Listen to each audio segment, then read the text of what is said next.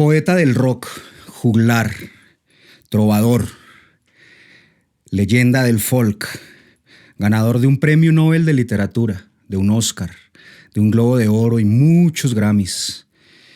Muchos de esos adjetivos nunca le gustaron, pero del que vamos a hablar hoy, tal vez sí le gustaba. Boxeador.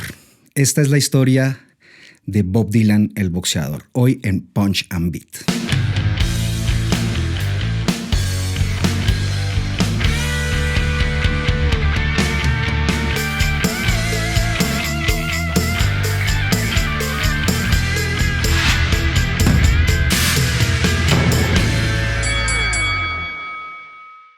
¿Qué no se ha dicho sobre Bob Dylan?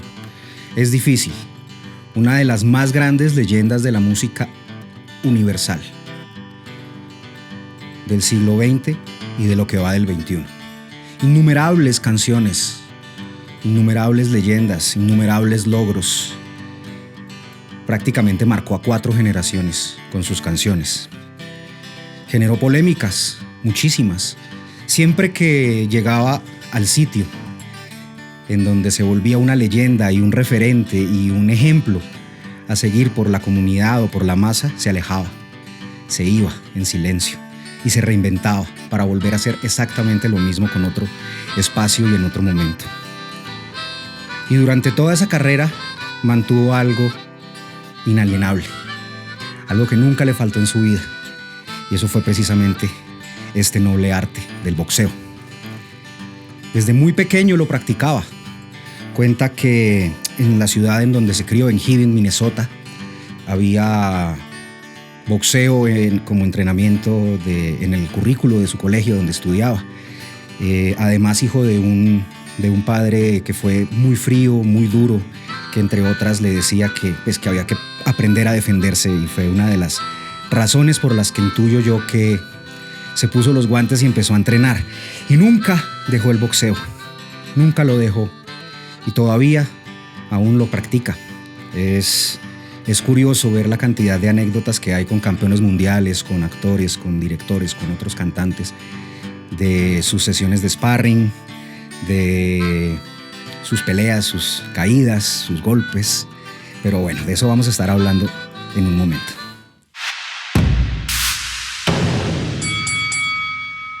Bob Dylan nunca quiso que el boxeo fuera parte fundamental de su vida pública.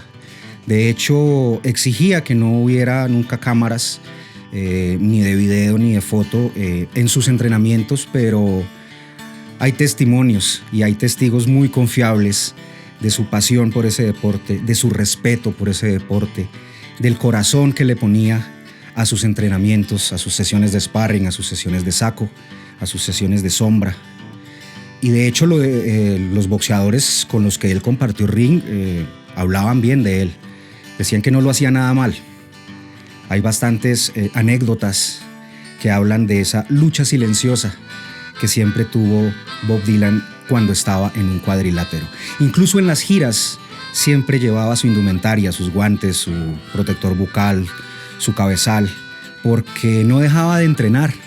Y siempre, en el lugar en donde estuviera, terminaba buscando o escapándose y buscando un gimnasio de boxeo para ir a entrenar, entre otros gimnasios en Ciudad de México y en Buenos Aires, en donde hizo sesiones de sparring con los boxeadores locales. Y bueno, se convirtió obviamente en noticia porque no era cosa de todos los días que en el gimnasio del barrio de un momento a otro estuviera Bob Dylan y mucho más boxeando. Uno de los boxeadores que más ha hecho evidente y ha contado esas historias y esas anécdotas con Bob Dylan es precisamente Ray Mancini, este boxeador italoamericano, campeón mundial también de peso ligero, me corrigen si no es así, que cuenta precisamente que era un tipo con muy buena quijada, que aguantaba golpes, y que una de las indicaciones que le daba a Mancini a la hora de subirse al sparring es que peleara de verdad, que hiciera un sparring real, que hiciera de cuenta que estaba con un compañero boxeador también de élite, y por ende me imagino que se llevó sus buenas manos. Incluso cuenta Mancini que en una ocasión se le fue la mano, le pegó bastante fuerte, y Dylan creo que le dijo algo así como: ten cuidado con mi cabeza porque ahí todavía pueden haber más canciones. Parece contado por Ray Mancini una anécdota bellísima sobre su su lugar, su papel en el cuadrilátero. Toda esta historia me ha llegado bastante profundo, precisamente por mi afición al boxeo y porque, bueno, los que me conocen sabrán que soy músico de profesión, productor musical y cantante. Y esos paralelismos que uno termina encontrando entre el boxeo y la música, o entre el ser boxeador y el ser cantante. Y Dylan hablaba mucho de enfrentarse a sí mismo, tanto en la tarima como en el ring. Hablaba de recibir golpes, tanto en la tarima como en el ring. Te abuchean, se te olvida la letra, te caes. Al igual que en el boxeo te dan golpes, pero igual en el boxeo, en la música y en la vida, no pierde el que se cae, sino el que no se levanta. Y es una pelea constante contra el mundo, contra uno mismo. Recibir, aprender a caer, aprender a levantarse y aprender a golpear también cuando es necesario. En el boxeo, igual que en la tarima, uno está solo. Sí, The Loneliest Sport también le llaman a este noble arte. Y ahí estás, frente a una multitud sedienta de ti, sedienta de lo que tú sabes hacer. Tus reflectores están encandilándote. Y ahí es donde empieza el circo, ahí es donde empieza el juego, y ahí es donde empieza el arte. Bob Dylan a lo largo de su carrera ha hablado literalmente del boxeo en sus canciones, pero hay dos en particular que han llamado la atención porque no solamente tocaron el boxeo como tema central de la canción, sino que se convirtieron en unas fuerzas invisibles y supremamente importantes a la hora de denunciar y a la hora de protestar y a la hora de generar cambios a nivel social y a nivel político. Es precisamente una de sus primeras canciones que lanzó en 1963, llamada Who Killed Davey Moore, que precisamente cuenta la historia de un boxeador que perdió la vida mientras practicaba su deporte, mientras estaba en el cuadrilátero. Y aunque nunca señala culpables en la letra, él empieza diciendo: yo no fui, dijo el periodista. Luego, yo no fui, dijo el juez. Yo no fui, dijo el público, nosotros solo queríamos entretenimiento. Yo no fui, dijo el manager, si él hubiera estado mal me lo hubiera dicho. Yo no fui, dijo su contrincante.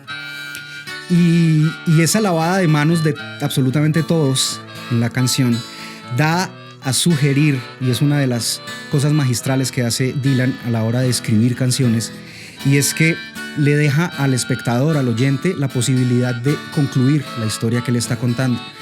Y creo que él querría, en esa letra aparentemente inconclusa, porque nunca dijo realmente cuál era el culpable, los culpables son todos, incluido el mismo boxeador. Y otra canción bien importante que hizo, se la hizo a un boxeador llamado Rubin Carter, apodado The Hurricane, quien fue falsamente acusado y demoró muchísimos años en salir de prisión, y ha sido uno de los casos más importantes en la lucha de los derechos civiles en Estados Unidos, porque evidenció lo que en algún momento se llamó racismo judicial, sin pruebas, sin motivos, sin testigos. Fue declarado culpable y pasó muchísimos años recluido. Y es gracias a esta canción y gracias al impulso que dio Bob Dylan con esta canción que en 1985, después de muchos años, Rubin Carter volvió a la libertad y hablaba de eso y se convirtió en un símbolo de los derechos civiles. Así Bob Dylan lo haya querido negar y haya querido alejarse de esos estereotipos o de ser esa suerte de héroe para alguna comunidad en particular, lo es. Y el aporte que hizo para la sociedad, para el mundo, para la música y para el boxeo es impresionante. Y yo creo que esa es la pelea más hermosa que puede dar un artista o un boxeador. Es esa pelea contra la vida y con la vida y con el corazón para lograr un cambio.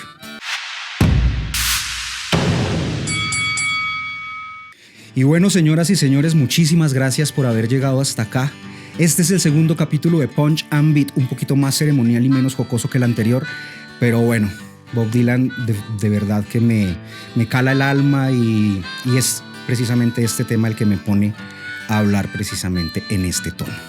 Muchísimas gracias por quedarse hasta acá. No se les olvide darle like, activar la campanita y suscribirse para estar al tanto de los nuevos capítulos de Punch and Beat. Yo soy Guille y les mando un abrazo gigante.